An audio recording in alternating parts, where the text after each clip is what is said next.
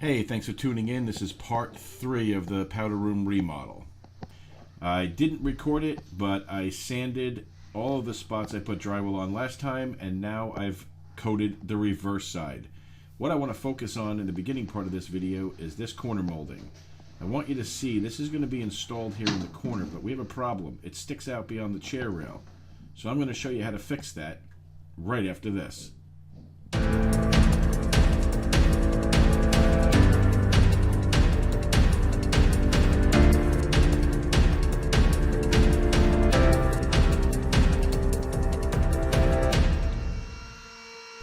I'm sure you can find many uses for keeping a Dremel in the truck. This is actually only the second or third time I've really used it, but I'm using it now to sand the cove of this molding down. Wait till you see how well this works.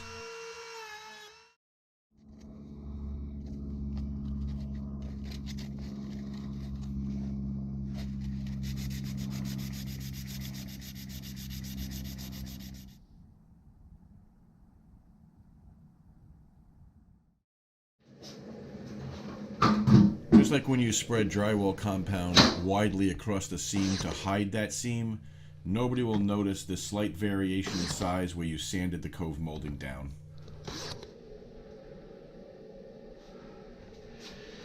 The bottom is a little bit long. We're going to put the baseboard to it. I'll make a mark and then I'll cut it so it sits right on top of the baseboard.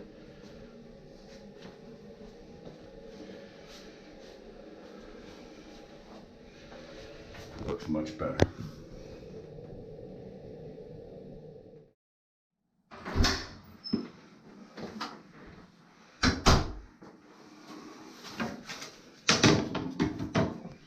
Just like so.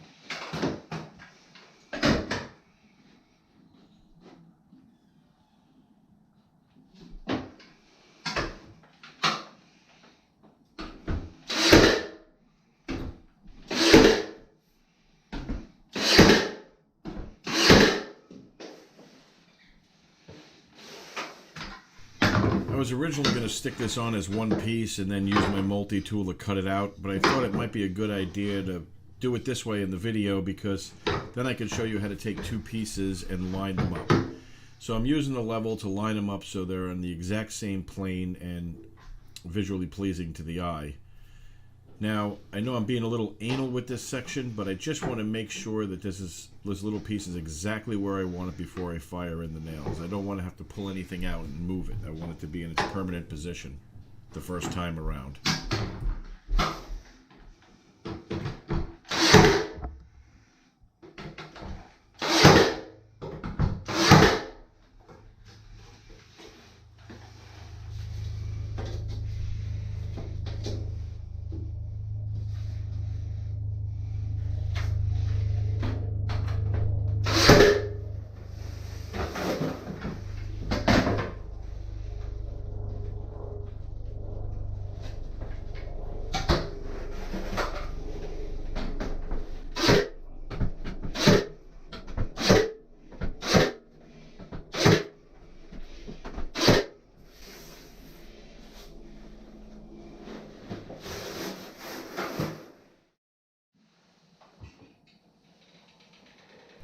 Anytime you install any kind of trim, you should always use painter's caulk.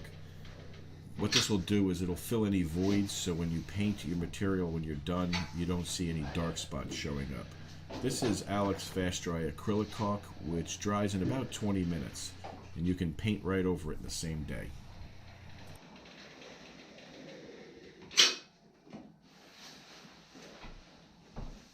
It's also a good idea to keep a damp rag in your hand. This way, if you get any squeeze out or too much in one location, you can wipe it with that damp rag and get professional results every time. You'll notice after I apply the caulking, I use my finger to smear it. This creates a nice beveled look. Unlike silicone, this is easy cleanup. This will wash right off your fingers with soap and water.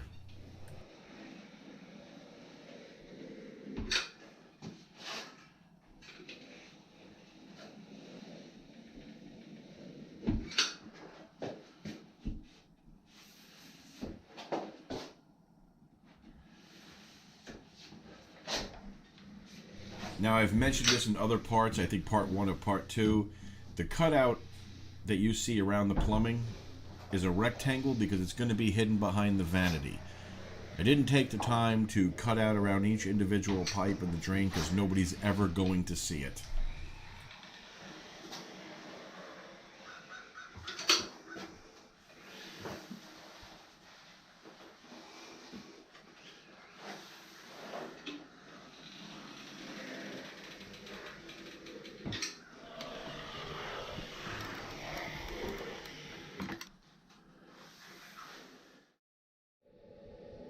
Okay, so the corner pieces are all in. The seam trim that they wanted is all installed. This is all going to be painted white semi-gloss or high gloss, I'm not really sure. We're going to be putting a floor in too, so after this drywall compound dries, we'll sand this all down. And then hopefully we won't need to put a second coat on. I put it on pretty thick, and then probably have to put a skim coat, and then we'll paint the walls and the ceiling. I mean, we'll paint the ceiling, and we'll paint the wainscoting. And then after that dries, with 2 coats on the wainscoting, then we'll paint the wall and start putting the flooring in. Ceramic flooring, and then we'll put the toilet and the vanity back in, and then we'll put the base trim around over the top of the tile, and the job will be all done. It's coming along nicely. I'm only here about 3 hours a day at this point.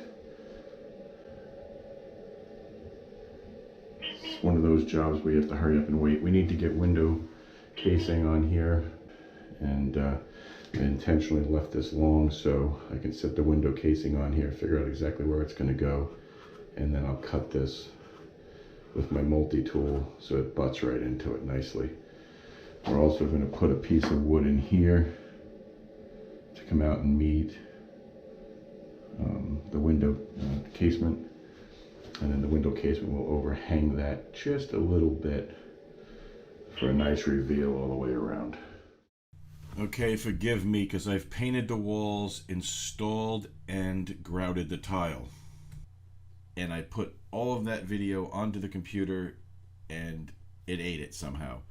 I don't know where that video went, so we didn't lose too much. Installing the tile isn't really that much of a task, nor is painting. You can find videos for all of that. And like I said in the beginning, this is more of a showcasing of the remodel job that I have done on this powder room. Now, there's still plenty of tips and tricks that you're going to learn as part of this video, and you'll get to see what the completed project looks like. This is the last video in the series, so it might be a little bit longer than the previous two, but I wanted to make sure that you got to see as much as you possibly could. And again, my apologies, I have no idea where that video went.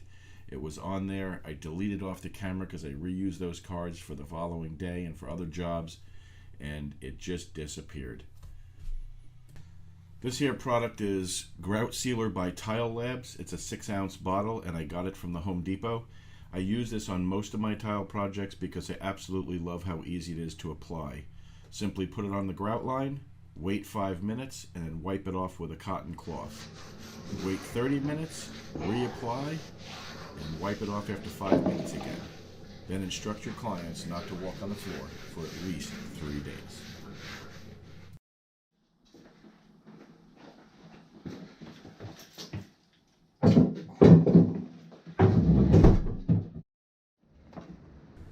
This vanity came with the top.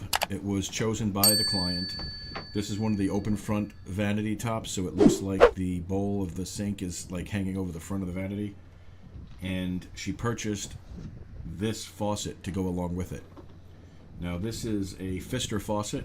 It's a very good name brand faucet, and it was her favorite faucet in all the store.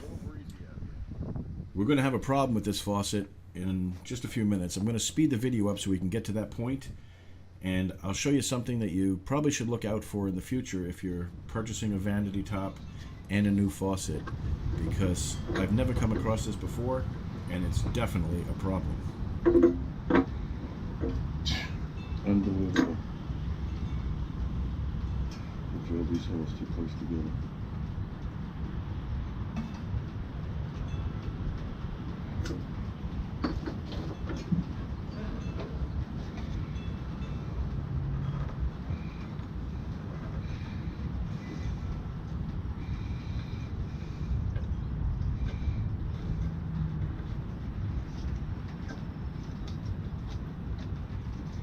Nope.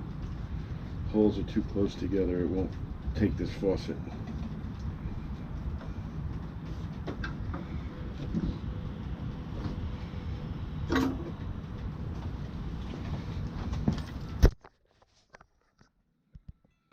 Look at that.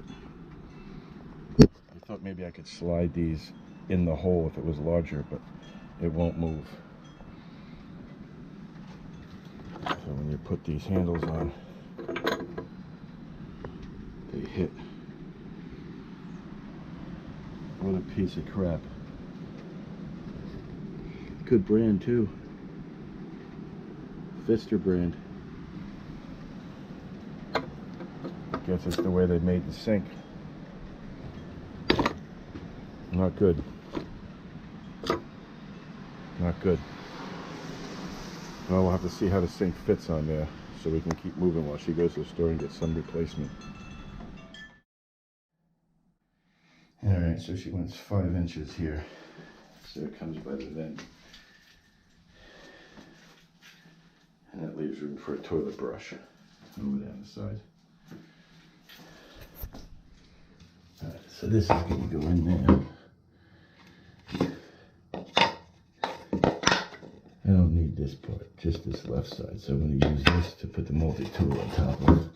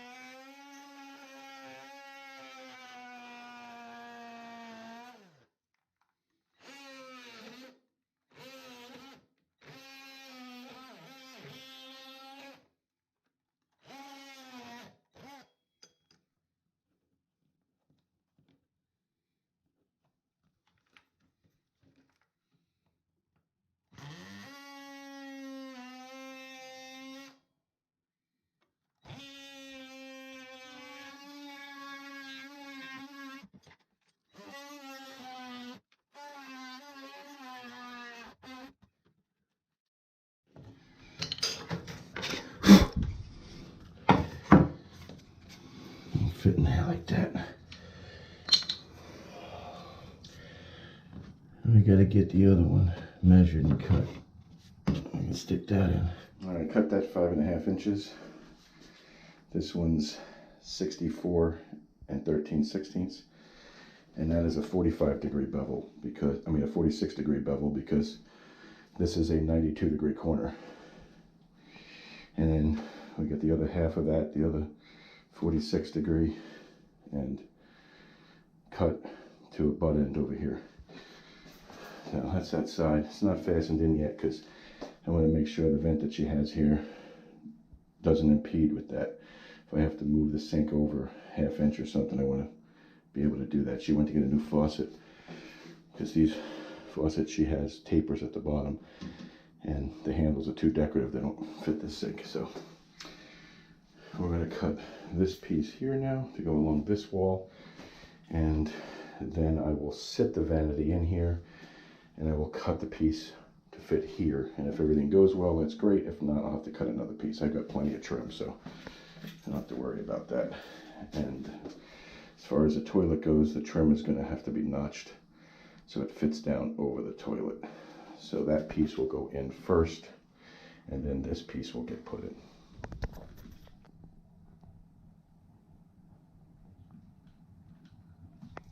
Digital measure says 2 foot 10 inches and 1/8 of an inch.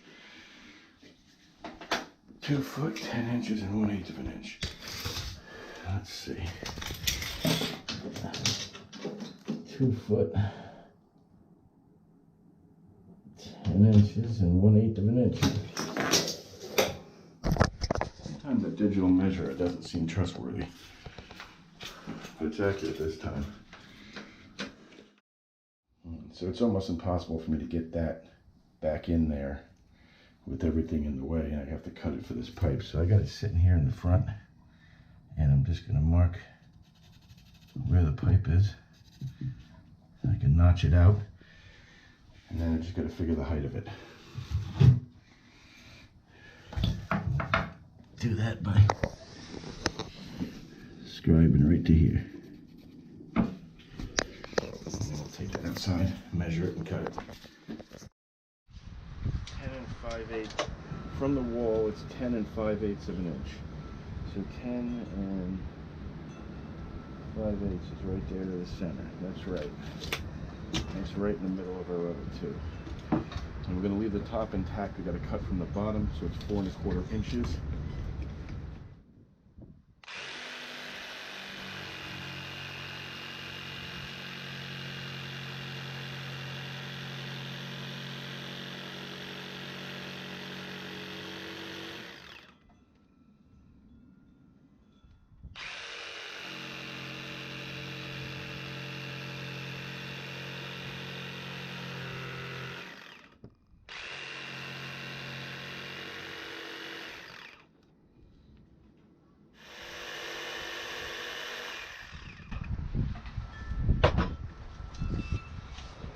See how she fits.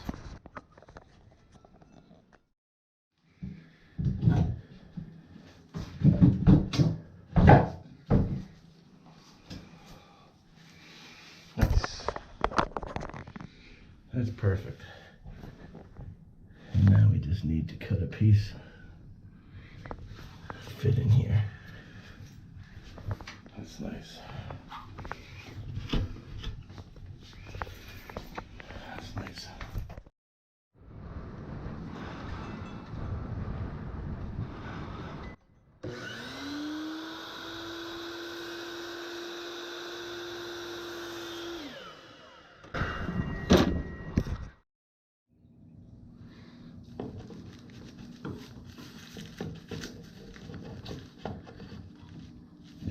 Like that. We'll just put it in with caulking because I don't want to drive any nails with it. What'll it could be? Oh, that rain was coming down. Still raining hard? Huh? Oh, it's not blowing as hard?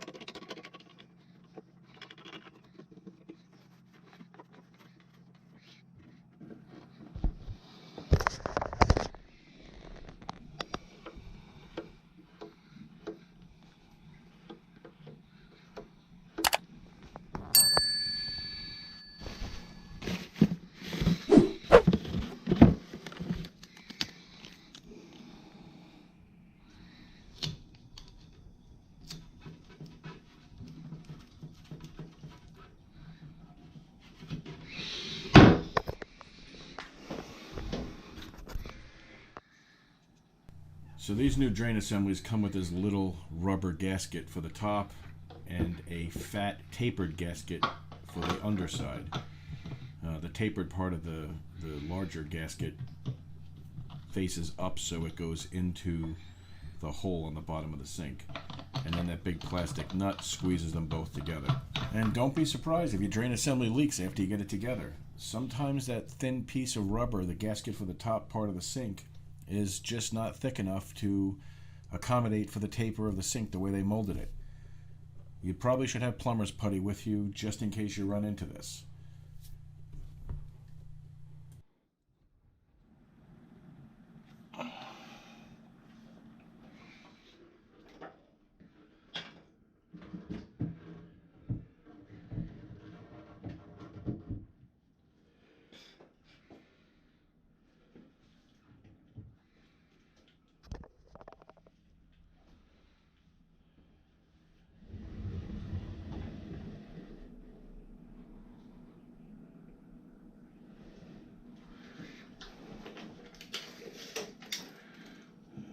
Stud,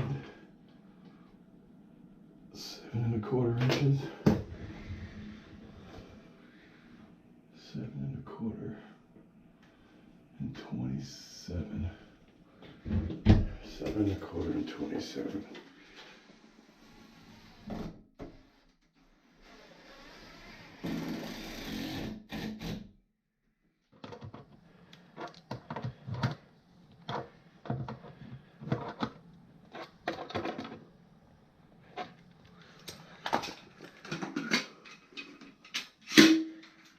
You only need 4 areas of 100% silicone to hold this vanity top in place.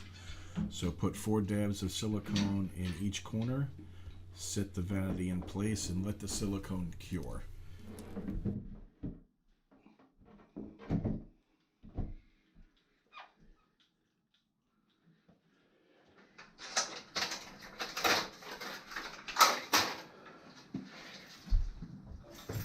Wow.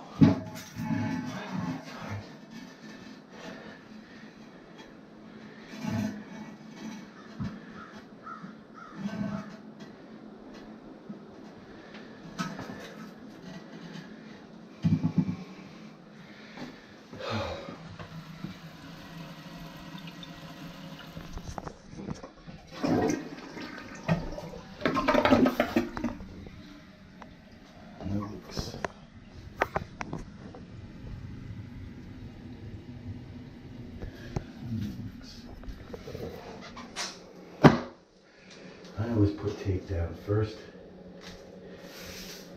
Try to get it underneath of the trim.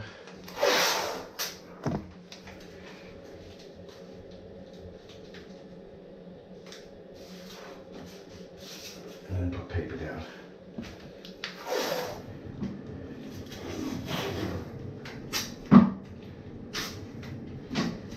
You want to rip your tape so it sets so the top is further left than the bottom.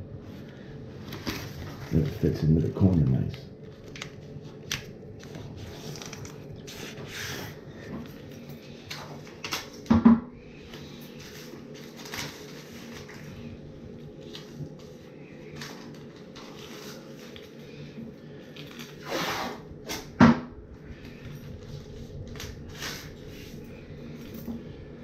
You see, you don't have to put the paper right up against the wall. See, this is the end of it right here.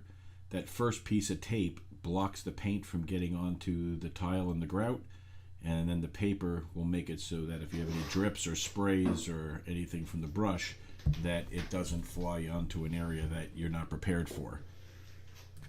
I also always tape the seams where the paper touches the blue tape that's already down. This just prevents anything that if it splats off the brush, it doesn't run underneath the paper and get onto the tile or the grout.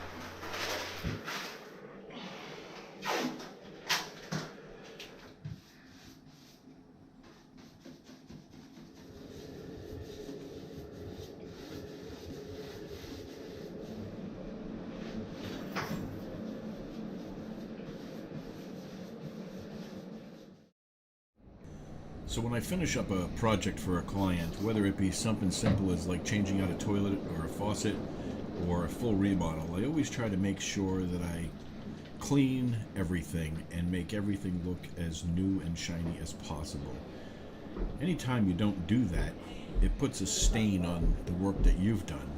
So here I'm making sure that the residue from the sticker on the vanity top is taken care of, and I'm also taking care of making sure the glass in the window is clean, the windowsill, and all the areas that somebody will see.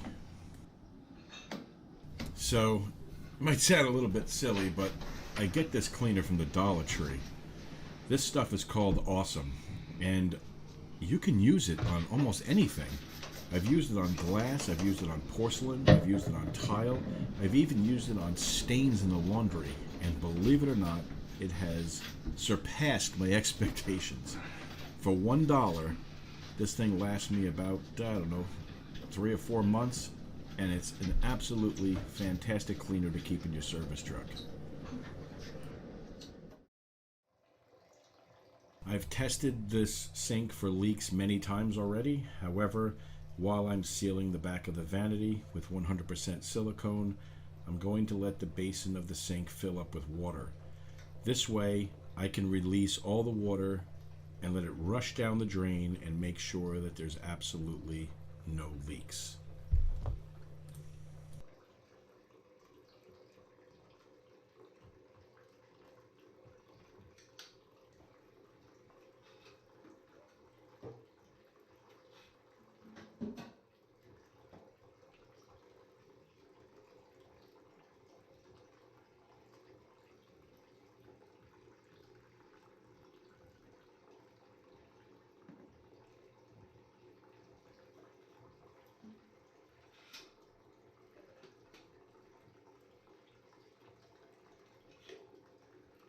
After smoothing out the silicone, I've identified 2 more spots that could use just a tad bit more. So that spot there, and there's a little spot right here that I'll take care of, and now it looks perfect.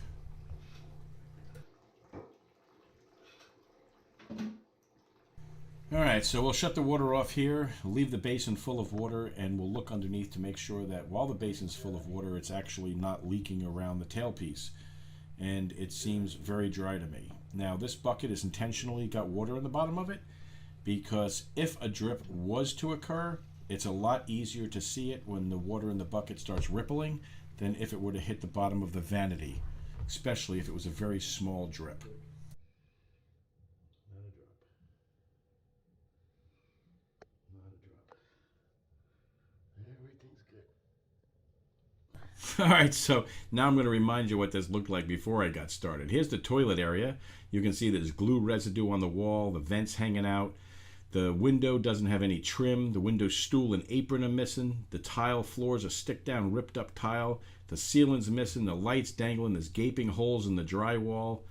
Here's all the pipes on the other side and drywall repair that's got to be done. And here's what it looks like now. This is the completed remodel of this powder room. The color of this paint is Adonis. It's absolutely gorgeous. It's got a new porcelain tile floor, new trim, new wainscoting, new chair rail. All the drywall repair is done and painted.